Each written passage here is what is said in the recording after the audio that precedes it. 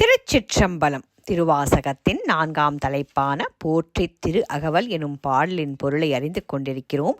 இன்று 20ஆம் வரி முதற்கொண்டு 30ஆம் வரி வரையிலான பொருள் விளக்கத்தை காண்போமா? வாருங்கள்.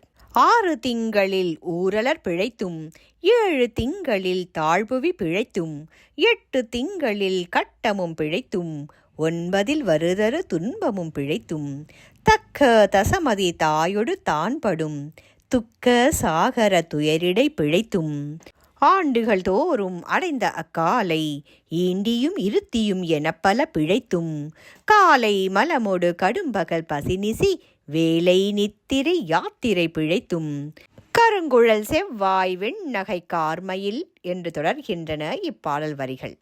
இதன் பொருள்: 6வது மாதத்தில் அது பற்றி பிறர் செய்யும் கேலி ஏச்சு பேச்சுகளை தப்பி பிழைத்தும் 7ஆம் மாதத்தில் வயிறு சரிவடைவதை தப்பித்து பிழைத்தும் 8வது மாதத்தில் மலக்கட்டு போன்ற துன்பத்திலிருந்து தப்பியும் 9ஆம் மாதம் கருக்குழந்தை அசைவால் வரும் துயரங்களிலிருந்து தப்பித்தும் 10ஆம் மாதம் தாயும் குழந்தையும் துன்பக் கடல் எனும் துயரில் இருந்து பிழைத்து அக்குழந்தை இவ்வுலகில் வந்து பிறக்கின்றது.